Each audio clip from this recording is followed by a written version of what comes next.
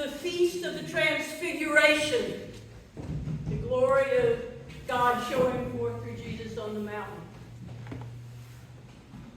Today, in the life of the world, this is part of a whole month in which we celebrate how God has shown glory through the life of a people.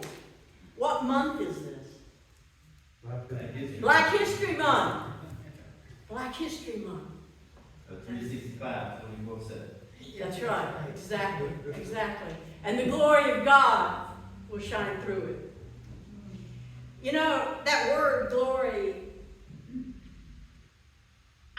it just stuck in my head ever since I read this and was thinking about it in terms of Black History Month and just in life in general. And I remembered back during the pandemic when I was making those videos, remember that?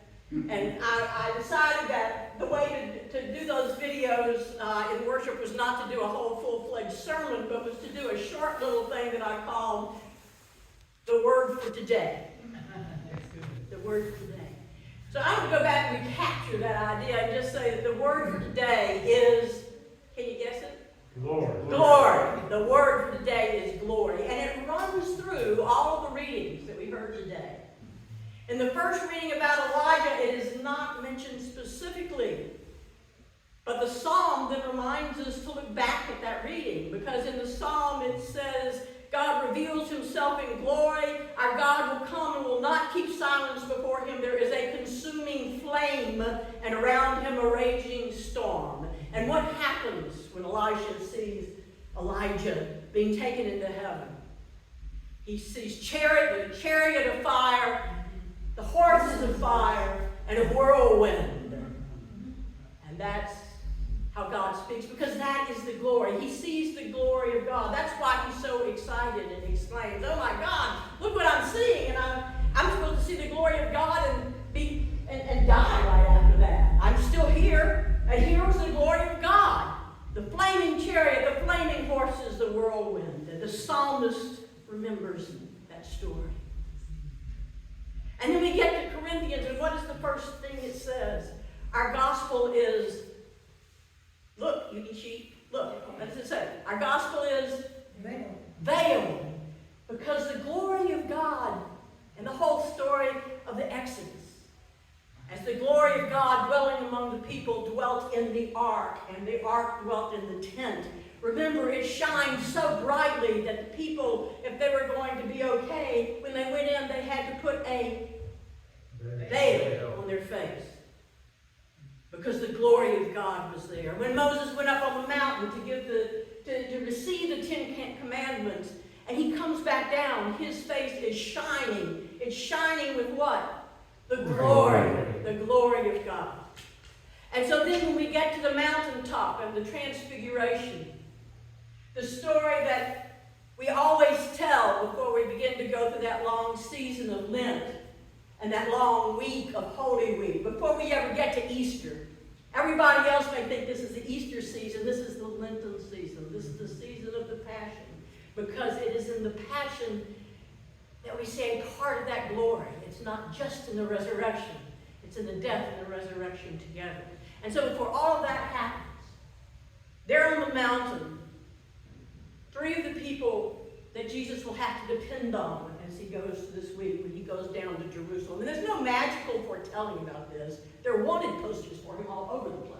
You would have to be absolutely blind and have your head in the sand to not realize that it was dangerous to go to Jerusalem for Jesus. And so they all know that. In fact, the disciples are trying to talk him out of it, but he says, no, this is the next step. You have to go, and whatever happens there is what happens there. It's all right. But before they go, a cloud and a voice. The glory of God. Because everybody knows that when the Temple of Solomon was built,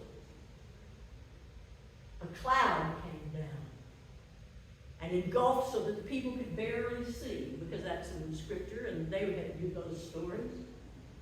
And out of that cloud, they knew that the cloud was the visible sign of God's glory. And the visible sign of God's glory for them was dwelling in that temple. The visible sign of God's glory, however it has shown up throughout the ages, whether at the building of a temple or in a vision of chariots of fire or in poetry about the glory or in a letter about why everybody can't see that glory in the face of Jesus, or in a gospel that says before they have to do something hard, they hear from the glory of God that they need to listen to Jesus and trust that path that is glory. So, I was trying to figure out how I wanted to do this. And I ended up with an experience instead of a plan. I noticed that every time people saw glory in these stories, they had first gone to some place where it promised to possibly be. A mountain looking up into the sky, a temple, whatever. And so I thought, well, what place would promise me a place where I might be able to see how to connect this glory with how to tell the story of glory in the history of black people, especially in America? How could I possibly do that? So I went to a place that always promised to tell me a story, a place that always promised to show me something. I went to my rocking chair in my office. And I sat there and rocked and meditated with just this mantra: show me the glory. And into my head popped a name: Nikki Giovanni. And right behind that popped a thought. It's about a poem. So I started taking out everything, all my things of Nikki Giovanni, which are all in books that are on my Kindle, which I read from my phone. And I just started flipping through what I think is her most recent book about Make Me Rain. It was in 2020, her most recent collection of poetry. And I started thinking, well, I'll just flip through this until something just hits me. Well, a poem hit me. It's just called Poem. But in parentheses it says for Samuel H. Howard. Now y'all know how curious I am. I didn't know who Samuel H. Howard was, so I quickly read through the poem and then thought, I need to figure out who Samuel H. Howard is. And so that little journey to glory took me on a trip back to Google to look up Samuel H. Howard. You guys know who he is, or who he was? No. Rick, you do? I'm not going to give up the ghost. You're not going to give up the ghost? Okay. He was a 20th century, and he, in a time when the idea of a black business leader on a state and international level would not have even been heard of, he rose to that position. He lived in Nashville, and he formed a business. He did all of these different things. He got involved with the government, with the state government, and there got to be a point where he was working on, his company was working on things with TennCare. It was just beginning to come in. And he had seen in that there were some problems. There were some things, policy-wise, that he thought needed to be in TennCare. There were some things he thought did not need to be in TennCare. And so he began to work to make that evident to the people who could make a difference. Well, you know what happens when you speak truth to power that already has decided what is going to make the difference. It collides.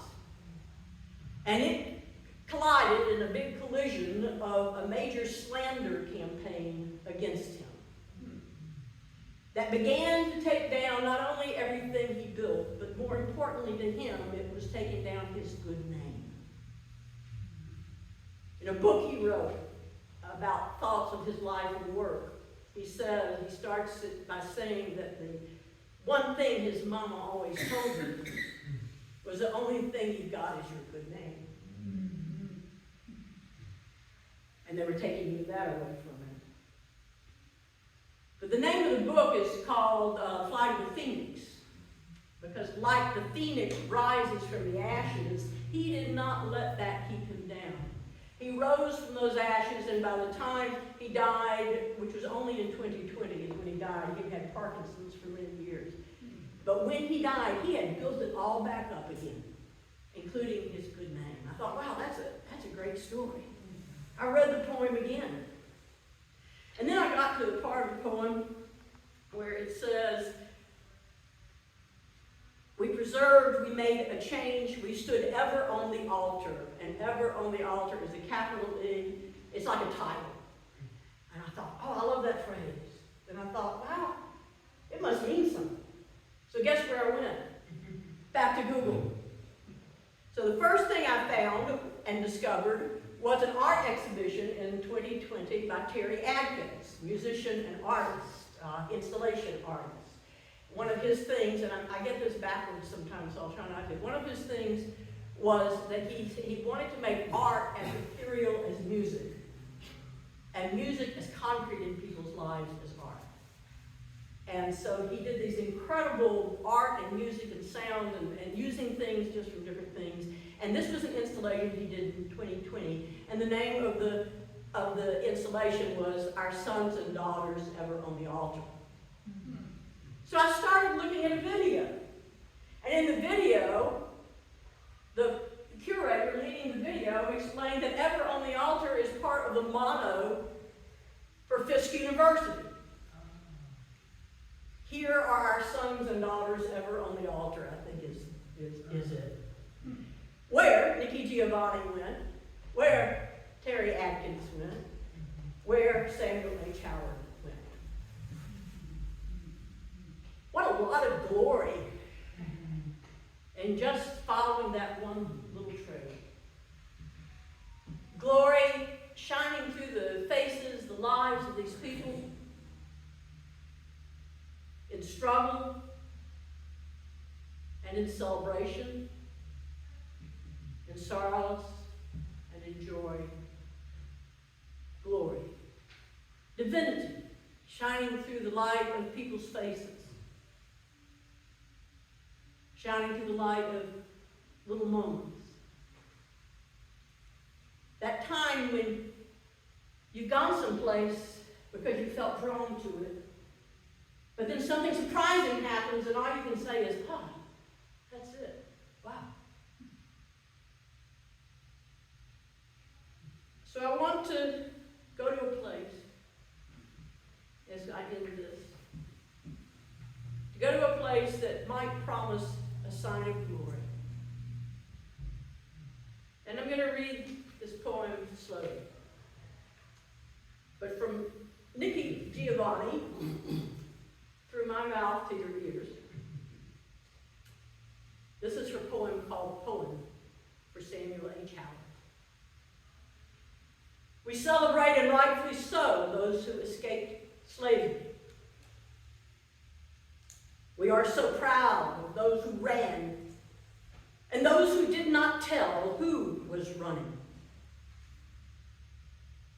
When we could not read or write, we sang a song, or quilted a blanket, or showed our grandchildren how to make stew, because we knew. One day, some of us would build a home, a church, a school, a community that we could celebrate. We clapped and sang and studied by the light of the fire. We persevered, we made a change. We stood ever on the altar. This may well be your life, and I think that's directed to Mr. Howard. This may well be your life, Samuel Howard, but it is our life too. And we celebrate it. Thanks be to God. Amen.